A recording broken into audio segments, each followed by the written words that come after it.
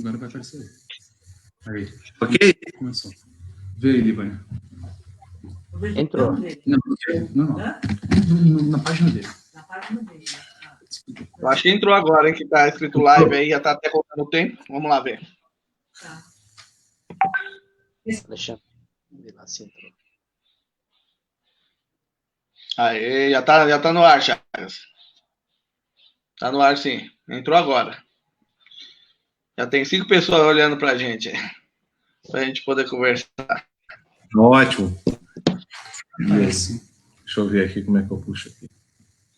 Tá aqui, ó. Mas eu não estou vendo as pessoas. Que né? as pessoas? Beleza.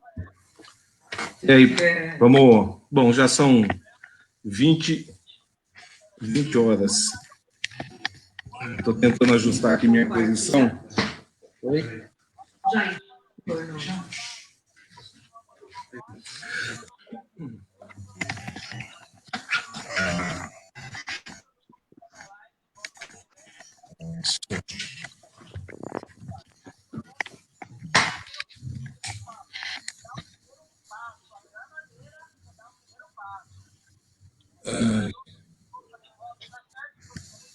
Oi. Tá todo mundo ouvindo bem? Opa. Tô ouvindo. Bom, tá ouvindo bem? Beleza. Ok. Bom, já temos algumas pessoas aqui nos observando, o Sebastião, o Tião, o Marcelo, a Dolores, boa noite a todos, a Cida Nogueira. E nós estamos aqui, ó, boa noite, Alessandro Guedes, satisfação em tê-lo aqui na nossa live. Boa noite, presidente Douglas Iso, da CUT São Paulo. Nós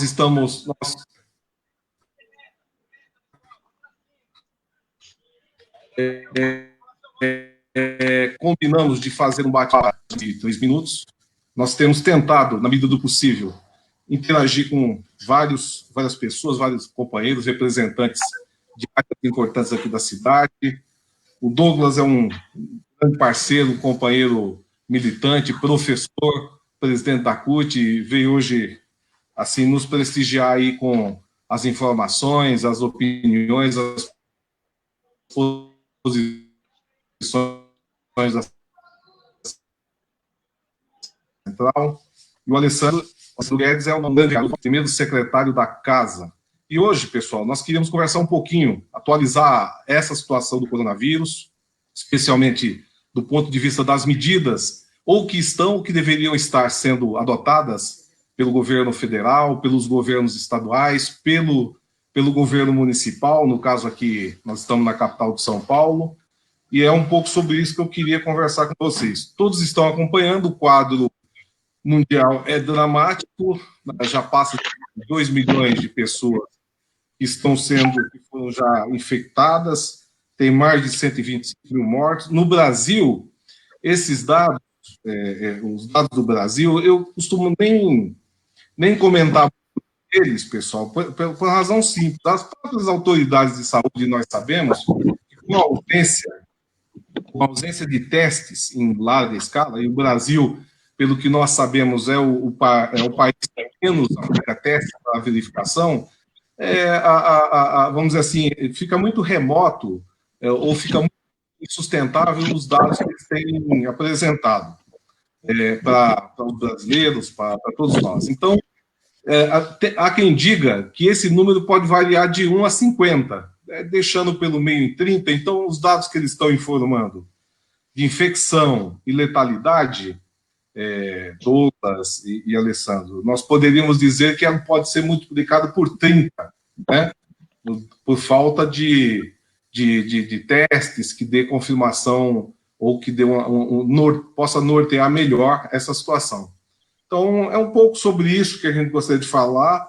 O governo federal tem tido uma atitude, vamos dizer assim, de absoluta descoordenação. O ministro da Saúde tenta passar, ou pelo menos dar informações, numa espécie de circo diário, sobre as informações daquilo que a Organização Mundial da Saúde orienta as pessoas para poderem se precaver, e o presidente da República pratica algo totalmente diferente. Bom, boa noite, Sueli, estão aqui o João Batista, a Renata Santos, o Ale Sampaio, a Andréa Bragato, o Marcelo outra vez, Marinalva Brito. Lá, Marinalva, obrigado pela presença, vamos conversar. A nossa ideia aqui é abrir um pouco a palavra para vocês falarem um pouco do que vocês estão observando e principalmente daquilo que a Câmara e a CUT e as centrais estão adotando, e a gente também interagir com as pessoas que estão aqui nos acompanhando e responder as perguntas, né, dessas pessoas. Pelo menos, se não tivermos respostas imediatas, a gente pode anotar e responder a posteriori, mas é importante essa interação entre nós e as pessoas que estão usando. Oi, Douglas. Boa noite, presidente Douglas. Boa noite, Chagas, boa noite, Alessandro. É uma satisfação poder participar desse debate com os companheiros sobre um tema de extrema relevância na sociedade aí, que é a questão dessa pandemia que tem causado um grande estrago para a humanidade, não só aqui no Brasil, mas em todas as partes aí do mundo. Boa noite, Alessandro. Dá uma alô aqui para o pessoal. Boa noite, Chagas. Boa noite, presidente Douglas. Boa noite a todos os amigos da rede social que estão nos acompanhando hoje nessa live. Infelizmente, tema triste, né? Porque todo dia as notícias elas são mais graves, pioram. Acabei de ver e ler que o Brasil ultrapassou em 24 horas o número de 200 mortos em 24 horas por Covid-19. Então, esses números que nos afetam, nos deixam tristes, e também, de uma certa forma, temos que ter cada vez mais confiança que iremos superar isso, né? Porque a situação está feia. Eu quero, primeiramente, parabenizar o Chagas pela live importante, cumprimentar pelo convite ao Douglas. Eu acho que a gente pode, sim, debater o que está acontecendo no nosso país, no nosso estado, na nossa cidade, e o que pode ainda, o que deve ainda acontecer nesse diálogo com a população, que também participa, manda suas mensagens, a gente pode responder. Obrigado, Alessandro. Boa noite aí a Priscila Medeiros, boa noite ao Luiz Carlos Franco, que aqui já nos acompanha também, ao Walterson Mengali. Eu queria começar aqui o bate-papo com o Douglas. Douglas, nós tivemos aí tivemos e ainda estamos num quadro muito de grande ansiedade para os trabalhadores, né? É um quadro em que recomenda-se, aliás, é fundamental o isolamento social, é fundamental manter aquelas medidas que são de orientação da crise, da pandemia, de higiene, de tratamento individual, e nós temos uma situação em que, no nosso caso aqui do Brasil, as medidas que o governo federal e o Congresso estão ainda em discussão, me parece, primeiro, são muito lentas, segundo, são bastante insuficientes para atender o que nós sabemos que é a necessidade. No caso do Brasil, nós sabemos que é muito difícil estabelecer um prazo, vamos dizer assim, que eles chamam de um prazo em que o Brasil possa retornar desse isolamento social, que aliás, houve um relaxamento agora no final de semana. Então, quer dizer, com isso, porque você já tinha um quadro de desemprego muito grande. Nós já estávamos eu considero até que numa certa depressão econômica aqui no Brasil, um quadro de desemprego brutal, um quadro de informalidade da atividade econômica dos trabalhadores em alta escala, por conta da reforma trabalhista, um quadro de represamento de acesso às aposentadorias, que o governo deixou mais de 2 milhões na espera, de pessoas que pediram a ingressão no sistema previdenciário, e um quadro de repressão e contenção de mais de 3 milhões de pessoas no Bolsa Família. Então, com isso, além disso, quer dizer, a crise do coronavírus veio para aprofundar uma crise, uma situação de desemprego, de dificuldade para os trabalhadores e as trabalhadoras do Brasil. Ô Douglas, o que a CUT, em especial aqui a CUT São Paulo, que é o centro da pandemia brasileira, está discutindo e está propondo junto aos sindicatos para enfrentarmos essa situação? Eu acho que primeiro, Chagas, falando um pouquinho em cima do preâmbulo que você fez para introduzir esse debate, eu acho que é importante ter um aspecto que essa crise sanitária ela traz, é que a pobreza extrema no Brasil, ela está se colocando às vistas de todos, né? Se a gente for observar o número de pessoas nas filas dos bancos para poder receber o auxílio emergencial de R$600, né, filas gigantescas, né? A gente tem observado pessoas que mal têm o CPF para poder ter acesso a esse benefício, né? Então, se a gente observar no conjunto da população brasileira, a pandemia ela está mostrando uma sequela que ela existe, mas ela estava muito, né, estava escondida. Com essa situação da pandemia, essa situação de pobreza extrema da população brasileira, ela aparece. Eu acho que esse é um aspecto, e é um aspecto, por exemplo, que você não tem na Ásia, que você não teve na Ásia, que você não encontra na Europa ou nos Estados Unidos. Eu acho que esse é um primeiro elemento. O segundo, que você falou, como é que nós estamos trabalhando essa situação para garantir o direito dos trabalhadores. A gente tem cobrado dos governos estaduais e dos governos municipais que deem as condições mínimas aos trabalhadores para desenvolver o seu trabalho.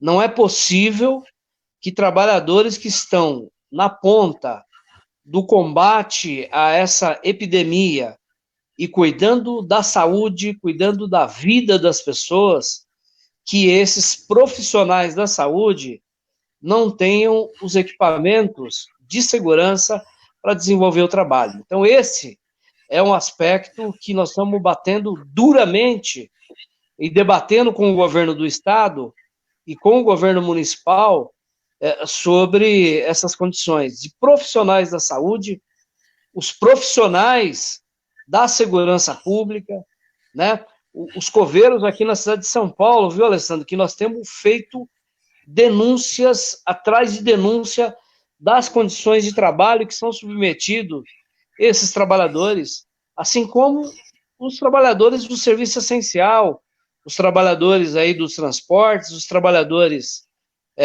que trabalham no mercado, enfim, a CUT ela tem trabalhado nesse sentido de cobrar condições de trabalho para esses trabalhadores. Segundo aspecto, Chagas e Alessandro, é um canal de discussão que nós construímos aí com o governo de São Paulo, onde a CUT ela elaborou uma série de ações que nós entendemos necessárias para combater a pandemia aqui no estado de São Paulo, e nós estamos entregando esse documento ao governo do estado, né? E uma das questões que nós entendemos que é fundamental e que ajuda a economia brasileira é a reconversão industrial. Porque, infelizmente, nós temos um governo que conseguiu arrumar problema com os principais parceiros comerciais do Brasil, né? Arrumou problema com a Argentina deixou de atender os nossos pedidos. O Brasil arrumou problema com a China, principal parceiro comercial, e nós tivemos aquele problema do material que o Brasil comprou. Eu não sei se foi saqueado pelos americanos, eu não sei se foi uma represália da China, mas, na verdade, esses produtos não chegaram no Brasil. Então, uma das saídas que nós estamos encontrando é fazer a reconversão industrial para que aqui no país se produza aí os respiradores, se produza as máscaras, se produza os aventais, se produzam os EPIs necessários para que os trabalhadores possam trabalhar e não ter contaminação. Estava conversando aqui do lado com o Alexandre, e só aqui em São Paulo, um levantamento da Globo News, nós temos 3.300 trabalhadores da saúde na cidade de São Paulo que estão afastados. Desses 770 trabalhadores já foram diagnosticados, testados, que estão com coronavírus. Então, garantir as condições de trabalho para esses trabalhadores é fundamental. Eu acho que um outro aspecto, Chagas, que eu acho que é importante discutir, depois eu quero discutir também o que esse governo tem aproveitado a oportunidade da pandemia para tentar retirar o que os trabalhadores têm de direito e aprofundar a reforma trabalhista. Mas eu quero aqui discutir um aspecto que é o aspecto do desmonte do Estado brasileiro, que foi promovido pelo governo golpista de Michel Temer e que continua com o governo Bolsonaro. Eu separei aqui alguns dados, né, de recursos que poderiam estar ajudando hoje o Brasil a combater a pandemia, mas não está, graças à política de Bolsonaro, política de Temer e a política do grupo político que está comandando o país.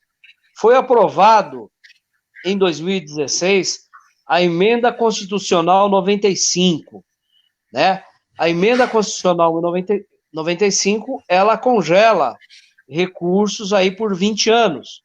E no caso da saúde, o que essa Emenda Constitucional retirou de recursos? Só em 2019, entre 20 e 22 bilhões de reais, né? O Brasil, que investia 15,77% do PIB na saúde, né, caiu para 13,54%. Eu quero voltar um pouquinho mais lá atrás, durante o governo do presidente Lula. Durante o governo do presidente Lula, em função da disputa política para poder impor uma derrota ao então presidente Lula, foi aprovado o fim da CPMF, que era um recurso que um imposto progressivo que ele era utilizado para financiar a saúde. Em média, por ano, né, de 2015 para cá, em média por ano, retirou da saúde 32 bilhões de reais. E ao longo desse período, se a gente for somar, 400 bilhões de reais. Esses recursos, a falta desses recursos, e o Alessandro é vereador, e ele conhece muito bem a realidade da periferia de uma grande cidade como São Paulo, Alessandro, que é aí de Itaquera, conhece a realidade aí de Guaianazes, da cidade de Tiradentes, sabe que nos postos de saúde hoje, as crianças recém-nascidas não têm as vacinas, né, que deveriam tomar nos primeiros meses de vida, né? Voltou para o nosso país aí doenças que até então, há bem pouco tempo, tinham sido erradicadas do país, como a febre amarela, a chikungunya, e o sarampo, em função da baixa cobertura de vacinação, em função do desmonte que eles fizeram no Estado. E é sempre bom lembrar, Chagas e Alessandro, o que eles fizeram com mais médico, né? Esse presidente sumiu, bateu no peito, falou, eu vou botar para correr daqui esses médicos cubanos, colocou dúvida se os médicos cubanos eram médicos de fato, e nós perdemos 8.300 médicos cubanos, que hoje estão atendendo em vários locais, inclusive na Itália. Tem médico cubano ajudando o governo italiano. Então, para vocês terem ideia, esses todo médicos... está pedindo. O mundo inteiro... todo. Aqui no Brasil, esses médicos atendiam 1.000 cidades. Né? Cidades com menos de 10 mil habitantes não tem médico. E esses médicos cubanos atendiam nesses rincões que não tem atendimento médico e até na periferia de São Paulo.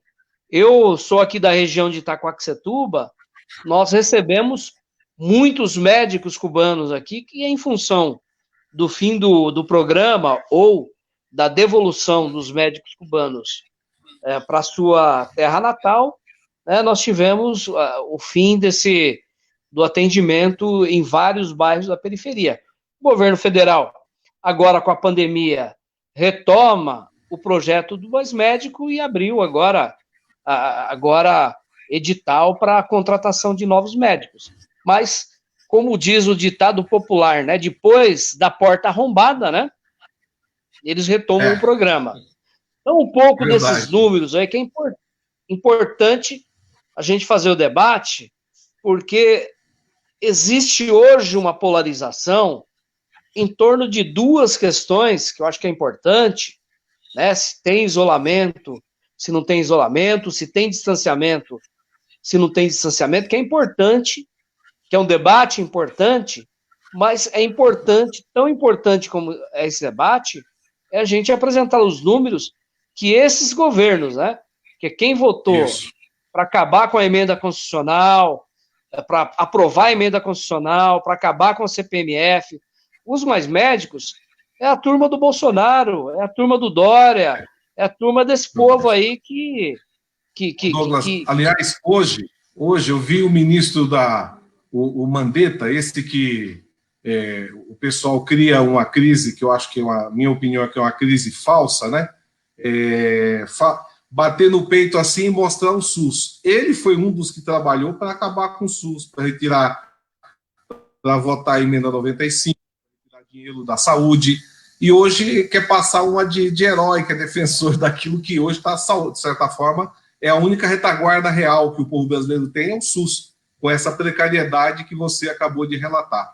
Eu queria aqui o Marcelo aqui de salve, a Claudineia Lopes, boa noite, Chagas, o Sebastião Silva, boa noite, Alessandro Guedes e Chagas, Marcelo, bom, voltou aqui, vamos ver aqui, a Cida Nogueira, boa noite, a Cristiane da boa noite, a Sueli Yuri da boa noite, o João Batista, boa noite, Chagas, a Renata da boa noite, a Alê Sampaio, boa noite a todos, André Baragato, salve Guedes, Marcelo, eu e esposa tive e não fiz teste, fiz tomografia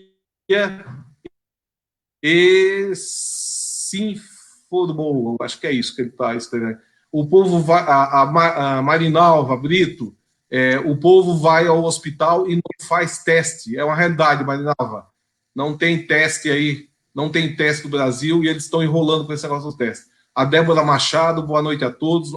Debate. A Marinalva novamente diz, então tem que considerar quem tem os sintomas.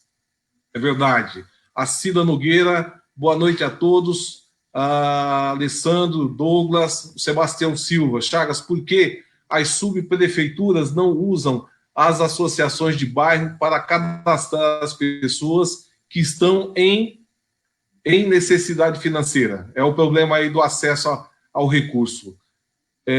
Aí, boa Tião, aqui a Marinalva, a Priscila Medeiros da boa noite, o Anderson Mengali, boa noite, companheiros. Marinalva, novamente, cadastrar as ONGs e associações. O Luiz Carlos Franco diz boa noite, Chagas, Douglas e o vereador Alessandro, muito boa essa iniciativa de live para que a gente possa bater esse papo. Débora Machado, a situação está preocupante E ter um presidente que vai contra os especialistas é terrível, inflamando o discurso de ódio. O José Carlos Medeiros fala, Chagas, aqui em Itaquera, há várias informações de pessoas infectadas no Santa Marcelina. Tudo indica que em subnotificações. É verdade, essa é a grande realidade nossa aqui, Zé. A Marinalva Brito, novamente, nós vamos passar, eu penso que no depois, como estaremos. A Sueli Yuri, está ruim o áudio, Chagas. Vamos tentar aqui ver se conseguimos melhorar. O sinal também não está grande coisa. O Diogo Pedrosa diz, boa noite Chagas, boa noite Alessandro, boa noite Douglas. Milton Pereira, Hungria, Douglas, Chagas, Alessandro, boa noite. Cleide, boa noite Chagas, Alessandro, Guedes, Débora Machado, ótima iniciativa da CUT. Marinalva Brito, os trabalhadores dos serviços essenciais são os que mais sofrem, colocando a vida em risco todos os dias. A Cristiane, o áudio do Alessandro está mudo. Vamos ver, o Alessandro, vê aí o que está havendo com o seu áudio. O Melo também diz que travou dele. Cleide, boa noite. José Melo, boa noite, companheiros. José Melo, um salve.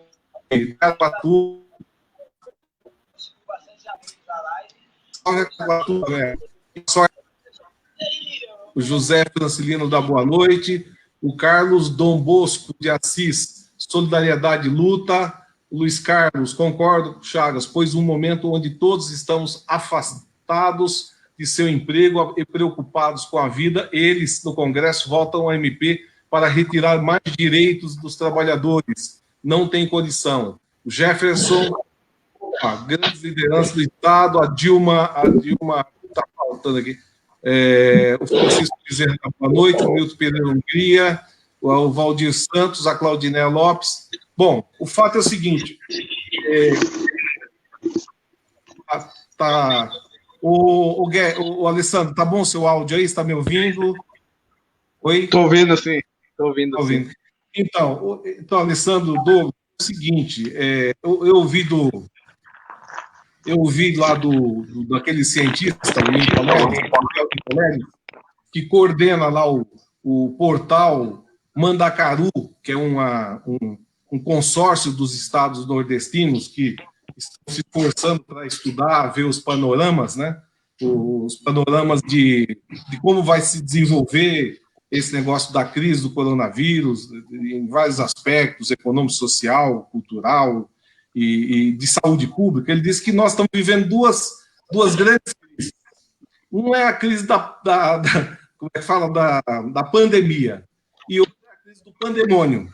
A crise da pandemia é essa da saúde, da infectologia, e do pandemônio é do nosso governo, é do governo federal, que é um verdadeiro pandemônio.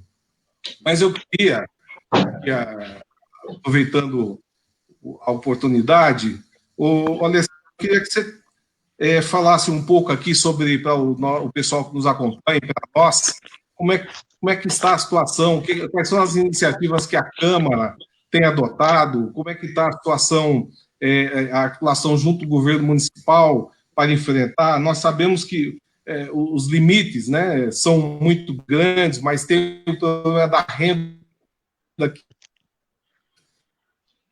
a renda que aqueles que estão tendo dificuldade com acesso a isso, mesmo assim R$600 é muito pouco, aquelas medidas são necessárias adotar para proteger a nossa população. O fato, sabe como é que a ausência de testes, como é que a gente vai encarar esse negócio dos testes? Porque eu acho que nesse momento uma das coisas mais importantes são a realização desses testes, porque na verdade, na minha opinião, companheiros, nós estamos no escuro. Não é possível projetar qual vai ser o pico. Aliás, o Nicoleles, que é um cientista reconhecido dos mais importantes do mundo hoje e que coordena esse projeto importante de enfrentar a pandemia, ele disse que aqui no Brasil nós podemos variar de letalidade, 47 mil mortos, se a gente fizer tudo certo, a 2 milhões. Isso terá um impacto brutal. Primeiro que o Brasil nunca enfrentou uma guerra com os países como os países da Europa e como os Estados Unidos, como os países asiáticos, né? E nunca se defrontou com a letalidade tão grande. Então, olha só a situação que nós estamos vivendo. E a gente só se depara com isso, às vezes os números que aparecem números, a televisão fala de números, as autoridades falam de números, mas o problema é o seguinte, eu falei aqui a semana passada, a gente só começa a ter a dimensão disso quando esses números começam a bater na nossa porta. Então, eu tinha falado na semana passada que o porteiro aqui do meu prédio estava em estado muito ruim, internado no hospital. Faleceu essa madrugada. Eu escuto todo dia e recebo mensagem de vários companheiros de que companheiros estão ficando infectados e tal. Esses números que o Miguel Nicolelli falou, só para comentar antes de passar aqui para o Alessandro, é importante saber, Alessandro, esses números, ele falou que eles não incluíram nesses números o impacto sobre as comunidades e as favelas. Olha só, nessa projeção, tem cerca de 600 cientistas trabalhando, eles não incluíram nessa análise o impacto que pode ocorrer nas periferias. E, Alessandro, você é um vereador muito colado na questão da periferia da cidade de São Paulo, nessas pessoas que estão em estado, sabe, de maior dificuldade. Como é que você está vendo essa situação? Como é que você está, vamos dizer assim, acompanhando a partir da Câmara? Quais são as perspectivas de ter uma projeção, de ampliar as garantias, a proteção de rede social, especialmente para as pessoas que mais precisam? Quero aqui voltar a cumprimentar a todos, dar uma boa noite para todo mundo que entrou na live aí, tá dando boa noite para nós aqui, cumprimentar o Chagas. Bom, nós, vereadores, estamos também trabalhando em home care, né, que é o trabalho em casa. Ontem mesmo teve votação de projetos, amanhã tem votação de projeto, hoje foi definido algumas coisas no Colégio de Líderes, na sexta-feira tem votação de projeto, e em dias que intercalam, sempre tem aberto lá a tribuna livre, que a gente possa trocar experiência, reclamar de assuntos que têm chegado até nós, relativos à percepção que a população tem tido, né, do atendimento, dos problemas que tem tido na cidade, e você e o Douglas fizeram uma introdução muito boa. Em todos os segmentos de serviços essenciais ainda existe problemas muito sérios, né? Por exemplo, tem chegado reclamações para nós que hospitais faltam os tal do EPIs, que é aqueles equipamentos básicos de proteção para os profissionais de saúde. O Douglas falou aí na introdução dele o tanto de pessoas profissionais que foram afastadas porque foram contaminadas pelo Covid. Imagine, já é trágico com o sistema que a gente tem, imagine se a gente perder os profissionais nesse sentido, aonde pode se levar, né? Aqui na Câmara e aqui na cidade, nós, da bancada do PT, temos feito um debate numa linha que é o seguinte, foi votado um projeto na cidade que autorizou o prefeito a usar fundos que existem aqui na cidade de São Paulo, o Fundurb, que é o Fundo de Obras, FEMA, que é o Fundo do Meio Ambiente, diversos fundos que pudesse ser utilizado esse dinheiro no combate ao Covid. Nossa linha da bancada do Partido dos Trabalhadores sempre foi e tem sido pautar uma discussão pelo investimento exclusivo na área social e na área de saúde. Na área social, porque a gente sabe, quem é de periferia principalmente sabe, que já tem muita gente, mas é muita gente passando fome. Se proliferou aí redes de solidariedade, pessoas doando alimentação para quem não tem, e isso eu cumprimento a todos que têm feito esse gesto, têm ajudado um pouquinho, mas o governo pode ajudar e pode fazer mais nesse quesito da assistência social. Estamos reivindicando que aquela lei que foi sancionada pelo prefeito Haddad, que é do nosso vereador, sempre senador Eduardo Suplicy, que é a renda emergencial, ela seja colocada em prática aqui na cidade, pelo menos de uma forma de complemento ao que o governo federal, junto com o Congresso Nacional, aprovou para as famílias carentes, porque era R$200 que já era uma vergonha, R$600 continua sendo pouco.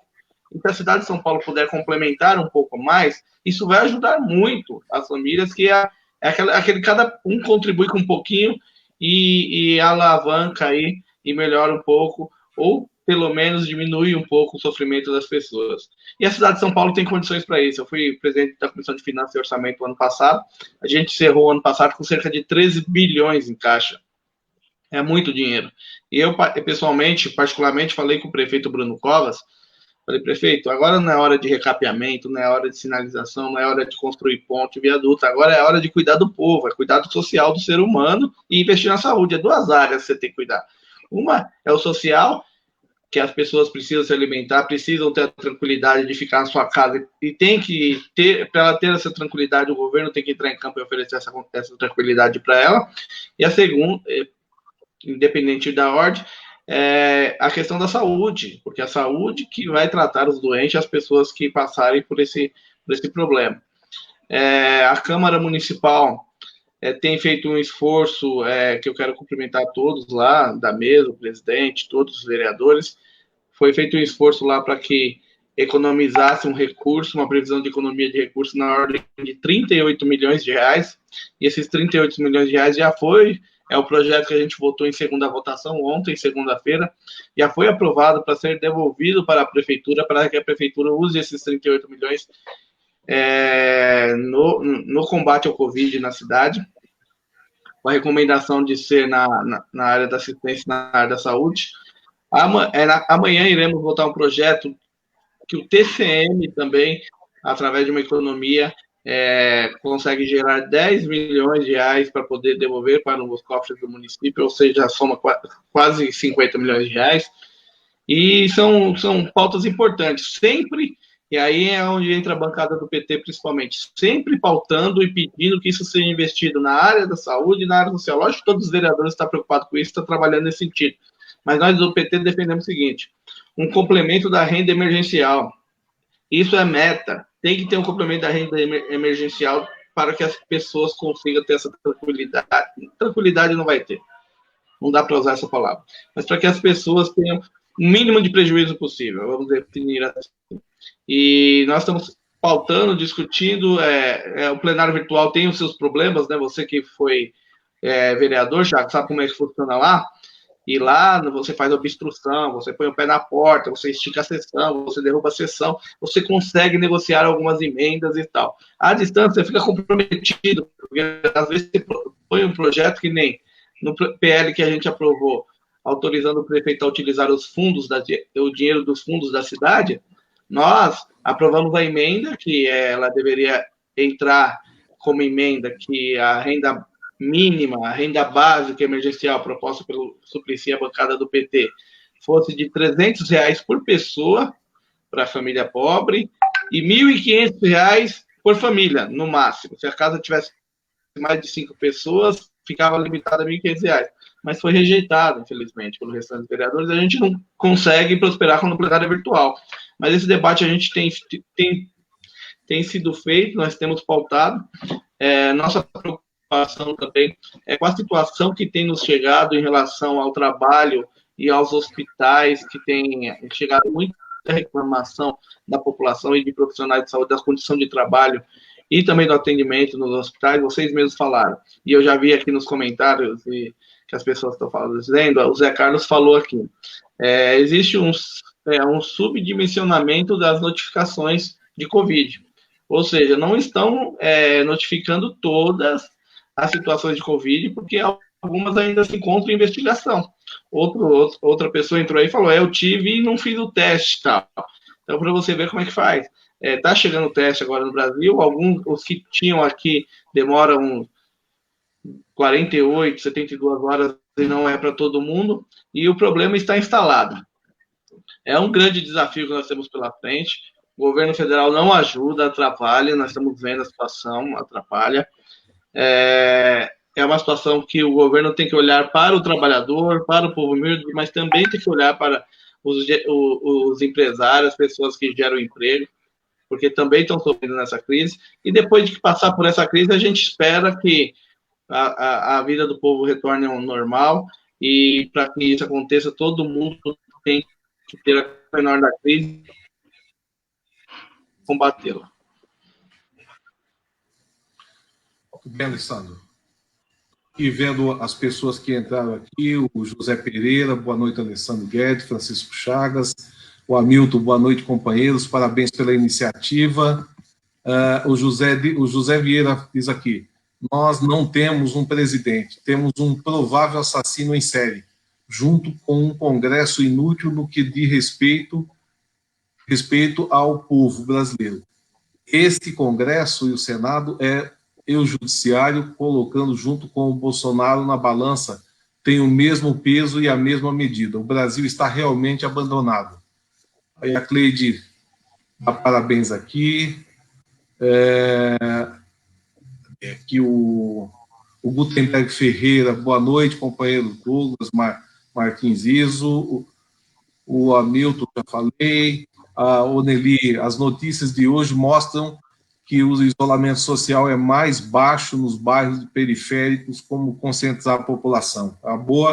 Uma boa questão que a Lili colocou aqui. Deixa eu falar uma coisa aqui, Chagas, que eu falei no começo da live, que no Brasil já são 25 mil casos, né, infelizmente, mais de 25 mil, já são mais de 1.500 mortes no Brasil, 200 mortes nas últimas 24 horas, e destes números, no estado de São Paulo, são 9.371 casos, quase um terço está acontecendo em São Paulo, e 695 pessoas mortas, infelizmente, pelo Covid. Então, o que ele fala aí da importância que tem o isolamento, e que a televisão fala toda hora, as pessoas sérias desse país têm falado toda hora, então é importante que as pessoas entendam isso, e a impressão que eu tenho, Charles, eu sou um cara que tem um trabalho muito forte na periferia, vocês me conhecem, o seu Douglas, eu tenho muito contato, né, e a gente percebe que a periferia ainda está demorando para entrar no isolamento social necessário,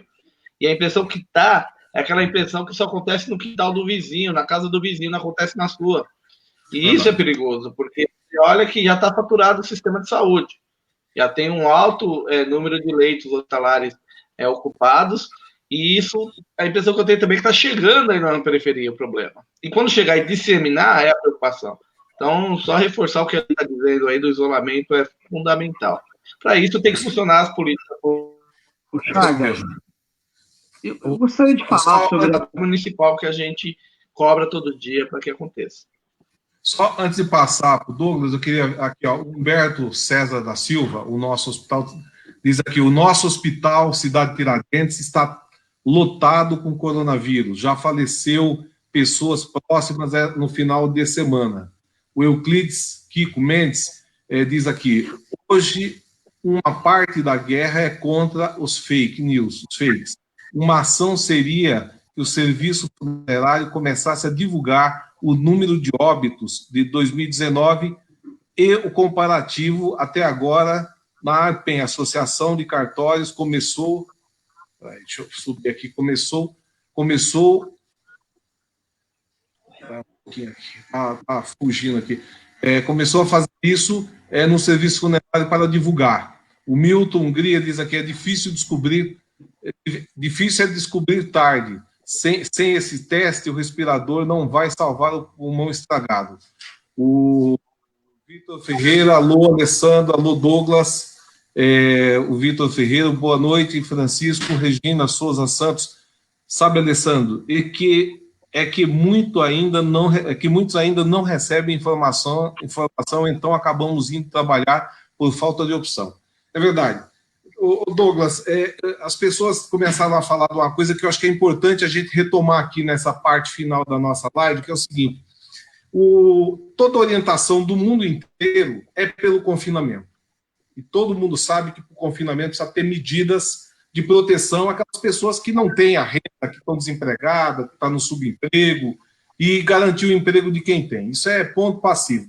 Mas, além disso, nós temos um problema muito sério aqui no Brasil, que é o fato de que essa orientação está sendo dada pelos governos estaduais, pelos prefeitos das cidades, pelo Ministério, e, na contramão, o presidente da República dá o exemplo contrário, quer dizer, ele fala que o mais importante é a economia, do que fazer o confinamento. Quer dizer, nós não temos comando, nós estamos vivendo no meio de uma guerra cujo inimigo ele é invisível, uma guerra em que nós não temos ainda instrumentos, radares para localizar a real posição desses inimigos, e o presidente da República a presidência da República, o governo deveria coordenar as ações de enfrentamento desse inimigo invisível. Ele diz, dá sinais trocados. Então é claro que uma boa parte da população acha que isso tudo é uma brincadeira. Se uma parte diz que é importante o confinamento, é importante isso, importante aquilo, e o presidente da República está dizendo que isso está agindo de maneira absolutamente contrária, eu penso que o que acontece é o que está acontecendo. A população começa a reduzir o confinamento, o afastamento. Quando chegar, como disse o Alessandro, de verdade nas periferias, porque você tem lá um quarto com 30 metros quadrados para 5, 6, 7, 8, 10 pessoas, às vezes, morar, conviver ali, isso vai ser uma letalidade só. Então, Douglas, o que você acha dessa situação? É importante que a gente converse, aproveitar essa live, para a gente recolocar com muita clareza, com muita firmeza, a necessidade, porque as pessoas estão achando que talvez isso seja brincadeira, e não é. E nós estamos vendo morrer as pessoas muito próximas a gente, ou estarem hospitalizadas em estado gravíssimo. O que você acha disso, Douglas? Vamos lá. Eu estava ouvindo essa conversa de que na periferia há uma quebra aí nessa questão do isolamento ou do distanciamento social. Na verdade, ô Chagas, nós estamos diante de um quadro em que, de forma irresponsável, o Bolsonaro, ele dividiu o país. Quer dizer, a divisão que aconteceu no país durante o processo eleitoral, em que o PT foi vítima de fake news e uma parte da sociedade foi vítima de infâmias e de mentiras que proliferaram nas redes sociais, essa divisão do país, por incrível que pareça, continua durante uma crise, uma das crises, talvez, a crise sanitária mais profunda da história da humanidade, né? E vamos pegar o Bolsonaro nas contradições que ele faz.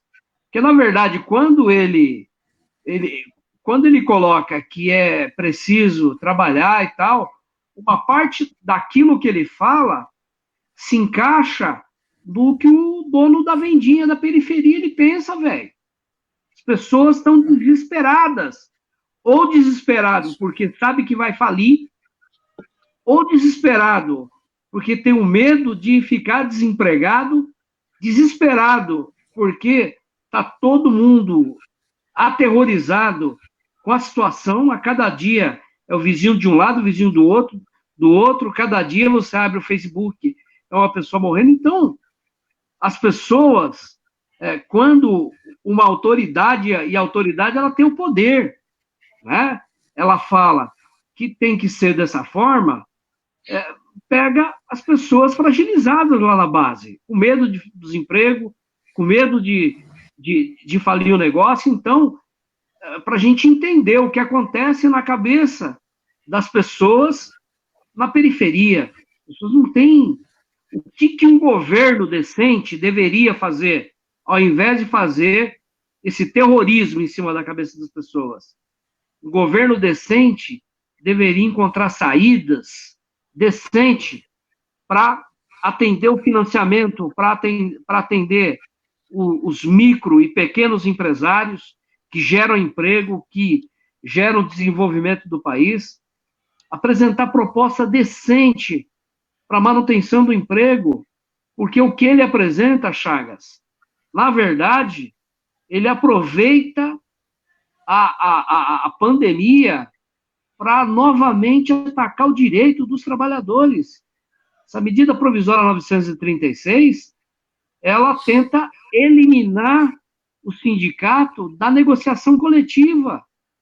Agora imaginem você que está me assistindo, o trabalhador negociando num quadro igual que nós estamos com o patrão. Existe negociação? Existe negociação. E o Bolsonaro, a contradição dele é tão grande que ele fala que não precisamos trabalhar, que ele está preocupado com o emprego. A medida provisória 927, ele propunha o peão ficar em casa 4 meses sem receber nada. Essa é a preocupação do Bolsonaro com o trabalhador, ficar 4 meses sem receber salário em casa. Né? A preocupação que ele tem não é uma preocupação verdadeira. A preocupação dele é a preocupação de garantir a manutenção do lucro de alguns empresários. Porque o que ele fala e o que ele faz nas medidas provisórias, essa semana está sendo discutida a medida provisória 905, que cria a carteira verde e amarela. Né? Cria a carteira verde e amarela, que vai ser a institucionalização do trabalhador precário no Brasil. Quer dizer, esse cidadão, e eu vou dizer, se procurem na internet, ele sai de uma reunião do DEM e ele fala, olha, ser empresário no Brasil é muito difícil.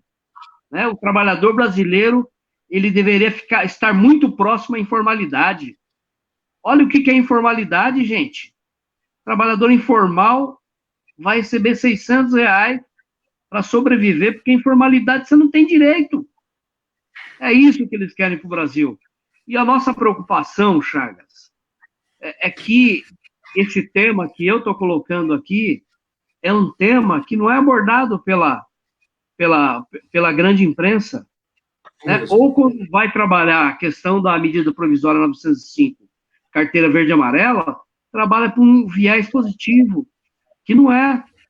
Quer dizer, é uma porta de entrada para a juventude para ganhar até R$1.500 e abre a porta para ter uma rotatividade de emprego, porque o camarada pega o jovem para ganhar R$1.500 e vai mandar o velho embora. São medidas como essas do Bolsonaro, que o Bolsonaro ele é um presidente declaradamente que faz e constrói política para a classe dominante, para os patrões no Brasil. Muitos do que estão me assistindo vão falar, nossa, mas o Bolsonaro faz tanta cagada e não cai. Claro que não vai cair, Chagas.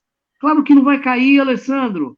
Ele está fazendo tudo e mais um pouco do que os empresários, os banqueiros, os grandes latifundiários do país, eles sempre sonharam em fazer no Brasil. Então, a preocupação da CUT é a preocupação que, no momento de fragilidade de todos nós aí, que o governo ele tente emplacar algumas medidas, agora que aprofundem a retirada de direito dos trabalhadores, e terminando esse processo, esse momento de pandemia, os empresários falam, vamos continuar mais um pouco, porque nós precisamos manter essas medidas para poder reposicionar os nossos negócios. Então, nós estamos num momento difícil, mas é um momento que a nossa luta, ela continua, e espaços como esse são espaços importantes para a gente fazer esses alertas que são importantes aí para a sociedade. Enquanto todos nós estamos preocupados com a saúde, combate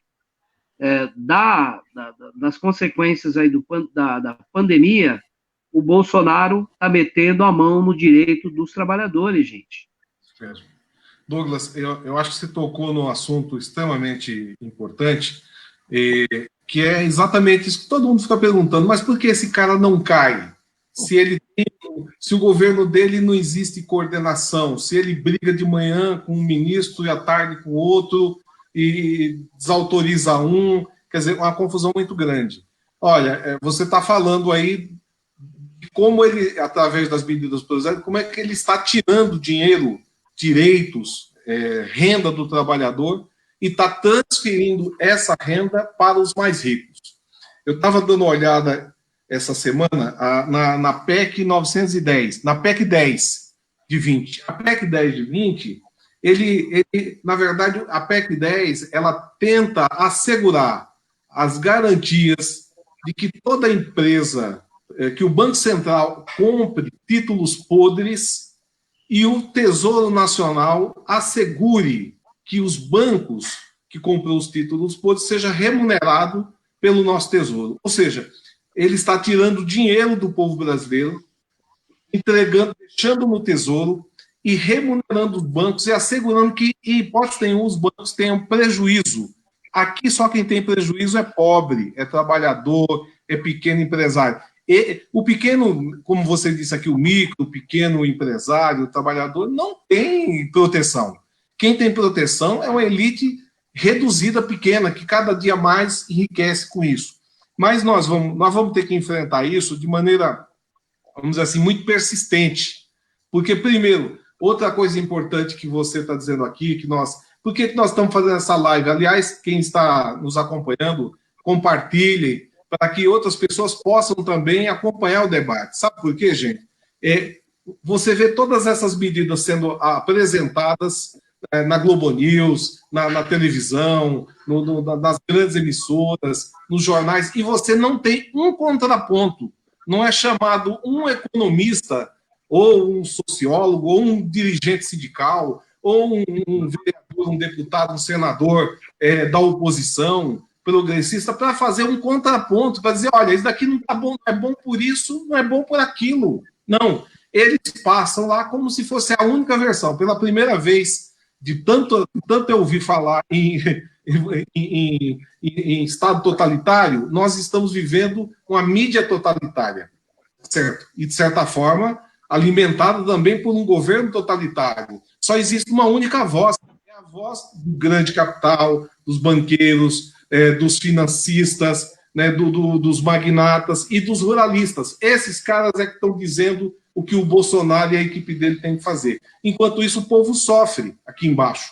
Na periferia, o povo está morrendo e vai morrer. E é claro que o sujeito, como você disse aí, como é que o sujeito vai querer ficar em casa se ele não tem renda, se ele não tem salário, se ele não tem nenhuma fonte de sobrevivência? Isso é um problema muito sério. Então, eu queria aqui, antes de passar para os comentários do Alessandro, e nós já estamos, faltam 2 minutos. O Marinho aqui falou boa noite a todos, como vocês analisam a relação do governo nas 3 esferas. Aí o Vitão Ferreira, concordo, o Francisco, Gutenberg Ferreira, Douglas Martins, Iso, Itaquaquecetuba ainda não ergueu Itaquaquecetuba não ergueu seu hospital de campanha. A Maria Rosseto, boa noite, Chagas, vereador Alessandro Guedes e Douglas Iso, parabéns. O Orlanilton Henrique do Nascimento, boa noite a todos. Aqui no Jardim Campos, só um trabalhador informal que conheço recebeu o auxílio emergencial. Hamilton, o Bozo está fazendo o jogo do capital. A Maria Aparecida, Chagas, que critério foi esse aprovado? Peraí, gente. Que critério foi esse aprovado? Perdi aqui. Hamilton, Dona Maria Aparecida, que critério foi esse aprovado o auxílio deixou de... não completou aqui.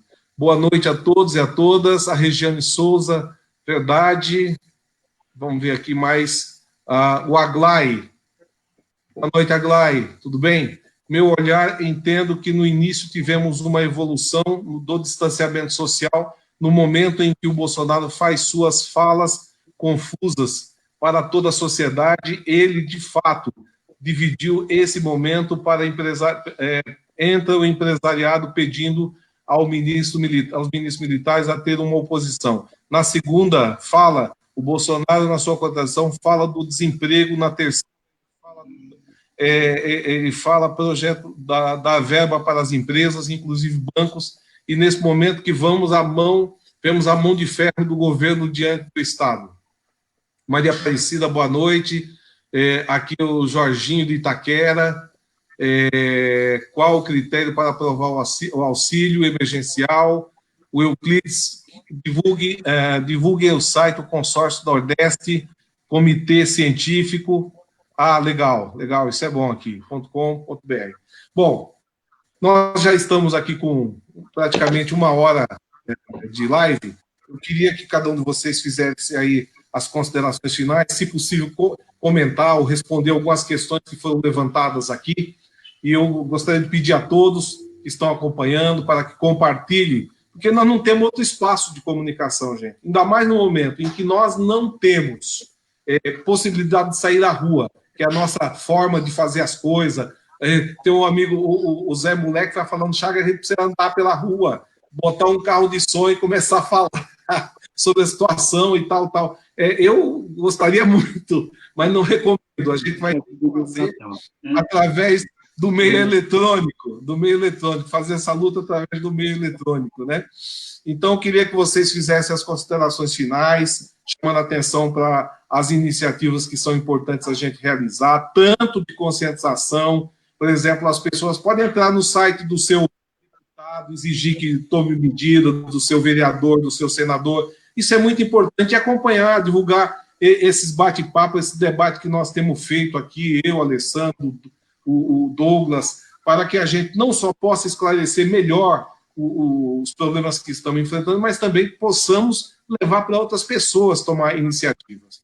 Então, vou começar agora. Alessandro, você não quer aí fazer as considerações, responder as pessoas que você entende que é necessário fazer nesse momento, para a gente ir fechando, beleza? É impressionante como passa rápido, né, as lives, né, cara? A gente conversa, escuta, não dá nem tempo de você responder todo mundo. Se for responder, aqui algumas horas. Então, cumprimentar todos aí, parabenizar pela iniciativa. Quero dizer o seguinte, eu disse aqui, né, da importância de fortalecer os trabalhadores e o pequeno empresário, o médio empresário, aquele que gera emprego na periferia, aquele cara que é da papelaria, o cara que é cabeleireiro, a mulher que é cabeleireira, que tem sofrido muito por isso, muito mesmo, muito, mas muito, e às vezes gera 3, 4, 5 empregos. E se o governo não atuar nesse momento para poder socorrer essas pessoas também, aquele emprego que ele gera, ele demite, ou o trabalhador está disposto a aceitar qualquer acordo, que é para não perder depois do fim dessa pandemia. Então, esse é o momento do governo agir, né? A gente espera que o governo federal, o estadual e o municipal haja, tome as providências, porque ele pode colocar o Brasil no trilho para poder sair dessa crise. Mas tem que levar a crise a sério, né? E não está sendo levado. E eu quero falar nessa linha ainda do isolamento social. Muitas pessoas são autônomas, falaram aqui, muitas pessoas são autônomas, tem que sair de casa para trabalhar, é verdade. Tem muita gente que ainda não conseguiu ficar em casa porque não pode ficar em casa, trabalha num serviço essencial, ou aquele que o patrão não abriu mão do serviço dele ainda, ele tem que sair para trabalhar expondo a família. Mas eu estou falando do final de semana, o bar está cheio de gente. Eu estou falando do final de semana, estou falando desse tipo de coisa, entendeu? E é isso que aconteceu.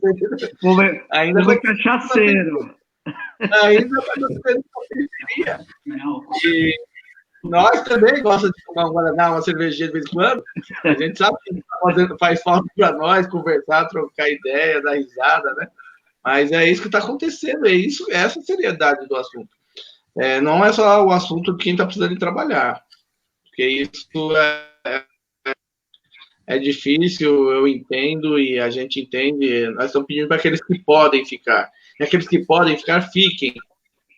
Cuidado, que nem eu, tipo assim, existe um grupo de risco, eu tenho 39 anos, sou morador aqui de Itaquera, tem um grupo de risco, Itaquera não tem tanto caso assim, tem um monte de informação desencontrada, uma parte é verdade, outra parte não é verdade, é fake news, como bem falou aí nos comentários. Agora, hoje tem uma notícia no UOL falando que na cidade do estado de São Paulo, 50% dos casos graves são pessoas abaixo de 60 anos. Então não é só essa história de grupo de risco, não. Não é só a história de doença pré-existente, não. Isso nós estamos falando de situação que é uma doença que ainda está em avaliação, está em estudo para poder determinar o alcance dela e como ela age, inclusive, em pessoas que já foi curada, os anticorpos que foram curados. Lá na Coreia do Sul, lá na China, já existe uma segunda onda desse Covid em pessoas que já teve ele. Então não sabemos o que vai dar. Então, por isso, se cuide, porque você pode achar que você é jovem, pode ir para um fluxo, pode ir para um bar, esquece isso. Esquece mesmo. Se cuide, porque senão você pode levar isso para dentro da sua casa, cara. Você pode levar isso para dentro da sua casa, para sua mãe, para seu pai, para sua mulher, para seu filho. Então, é lógico que eu estou falando isso para quem está ainda desafiando o cenário e a conjuntura. Aqueles que precisam trabalhar, a gente entende e respeita, até porque não tem outra forma, né? Enquanto o governo não entrar em campo de verdade e dar assistência para essas pessoas diretamente, fica difícil. A pessoa tem que comer, tem que pôr comida dentro de casa. E dá para fazer. Dá para agir. O que basta é vontade. Dinheiro tem, Chagas. Dinheiro tem. Dinheiro tem. Como foi falado aí muito bem. Está socorrendo grandes empresários, grandes latifundiários, em vez de estar socorrendo o povo, liberou dinheiro para os bancos aí a semana passada. Vocês viram? Em vez de estar socorrendo o povo. Então, é uma opção política, né? Que o povo também votou nessa turma. Foram eleitos. Agora, o povo tem que enxergar o mal que está tendo esse governo para o nosso país para que possa corrigir, que é através do voto que a gente melhora ou piora o que está aí, cara. Não tem jeito. Mas eu quero aí agradecer mais uma vez a oportunidade dessa live aqui com você, Chagas. Parabenizar você pela iniciativa. Cumprimentar a todos que entraram e nos assistiram. Foi um prazer ouvir o Douglas, cumprimentar ele aí, que é um expoente do nosso partido e da CUT, que a gente sempre para ouvir quando ele começa a falar, que é uma pessoa que só contribui com as suas análises e com os seus posicionamentos. Então, estamos juntos aí, a nossa luta vai continuar aí em favor daqueles que mais precisam, tá bom? Obrigado, Alessandro. Alessandro, só para esse negócio do confinamento, uns dias atrás, eu encontrei um amigo nosso comum, ele estava no boteco, passei, ele estava no boteco, eu falei, cara, o que você está fazendo? Ele falou, estou tomando uma, porra. Eu falei, olha, uma é 40 graus, tem que passar de 70. Ele falou, então 2 é 80.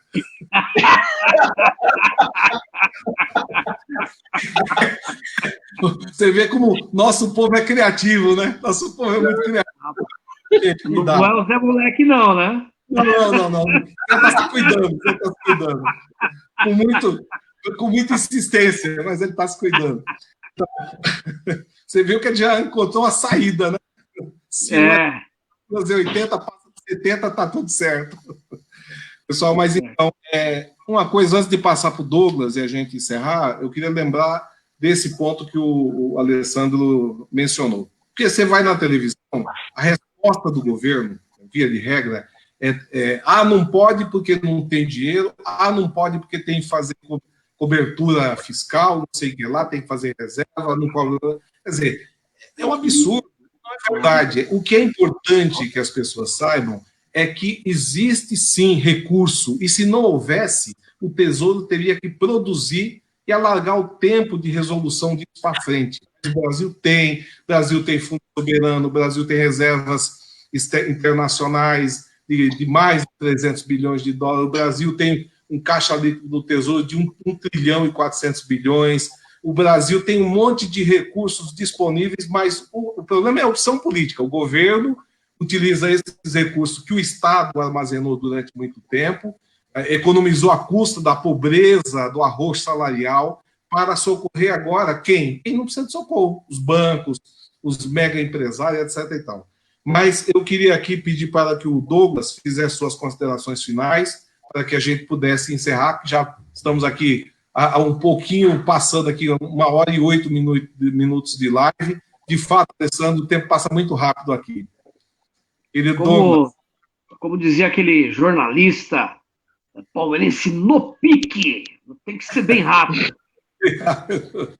Gente, assim, falar em dinheiro, como que não tem dinheiro? Porque eles estão investindo nesses programas aí de renda, ou no programa da medida provisória 936, que seria para combater o desemprego, estão injetando 170 bilhões. Nos bancos, eles vão injetar 1,2 tri. Bilhões. É uma opção política do governo Bolsonaro. Mas na minha consideração final aqui, Chagas, quero dizer o seguinte, que nós da CUT, os nossos sindicatos, eles estão de portas abertas para receber donativos. Os sindicatos da CUT estão colocando os seus espaços onde é possível montar enfermaria, atendimento de doentes. O sindicato que eu milito, que é a POS, está colocando a Casa do Professor à disposição dos profissionais da saúde que trabalham em São Paulo e que queiram ficar na cidade de São Paulo, próximo do seu local de trabalho.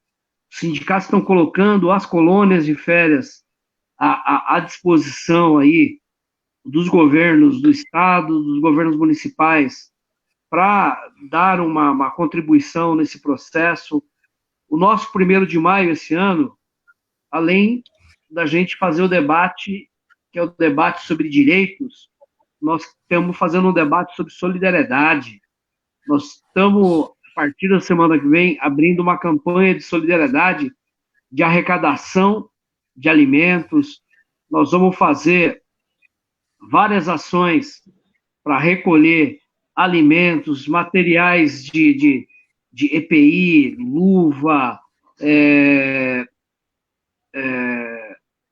aventais e outros itens para doação. Então, vai ser um 1º de maio diferente, né? E eu acho que é importante passar essa informação, a informação que todos os nossos sindicatos estão arrecadando aí para a gente devolver essa prestação de serviço para o conjunto da população aqui do estado de São Paulo.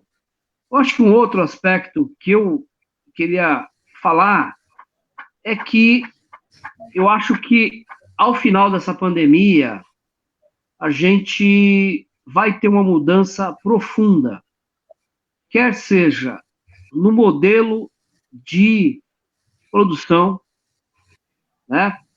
Tem muita gente que gostou e que encaixou esse trabalho à distância, né? Tem muitas categorias aí, por exemplo, categoria bancária, nós vamos ter um problema, né? Eu acho que o fim dessa pandemia, nós precisamos discutir qual é o mundo que vem depois dessa pandemia. Por exemplo, os Estados Unidos da América teve uma grande oportunidade de ser o condutor mundial para contribuir para o mundo para sair dessa pandemia, né? Assim como no Brasil, o presidente lá só dá bola fora, né? Então, eu acho que a Ásia, ela sai como grande protagonista de combate a uma situação difícil, essa pandemia. E o outro elemento que para nós é fundamental é como é que sai o conceito de Estado, né, no mundo. Por quê? Ao final aí da Guerra Fria, queda do Muro de Berlim, a ideia que vem de lá para cá é o neoliberalismo, Estado mínimo, né? E olha o Estado mínimo onde que levou, por exemplo, a Europa. Hoje você tem mais gente contaminada na Europa e nos Estados Unidos do que ali que se concentra 70% dos contaminados. Quer dizer, essa coisa que o Estado, que o mercado, ele age bem e que as coisas... Não é isso aí, gente. Plano de saúde está aí, ó. Plano de saúde é atendimentozinho. Quem está fazendo o combate à epidemia é o SUS, é o Sistema Único de Saúde. Onde você tem um Sistema Único de Saúde organizado, você tem uma outra ferramenta de combate a essa epidemia. Olha o que está acontecendo nos Estados Unidos, não tem sistema de saúde, o governo manda um cheque para o cara se virar e ir para o hospital. Então, essa política que surgiu a partir do fim com a queda do Muro de Berlim, que o Estado é inoperante e que é o mercado, que é a iniciativa privada que é eficiente para conduzir a economia, entrou em xeque nesse momento, onde que o Estado ele está sendo fundamental. No Brasil, nem tanto, né? Porque nós temos um louco, nós temos dois problemas. O problema é o vírus e o Bolsonaro, né? Mas o Estado está sendo determinante para a condução aí, e para a resolução, para a superação dessa pandemia. Eu queria destacar aqui, ô Chagas, o papel das universidades públicas que eles estão destruindo, né? E as universidades públicas, estaduais e federais têm cumprido um belo papel para construir saídas aí, remédio e outras pesquisas no combate do coronavírus. Então, só essa reflexão que eu gostaria de fazer aqui, que são reflexões que nós temos que fazer coletivamente. Qual é a sociedade que queremos? E, nessa sociedade, qual o papel do Estado?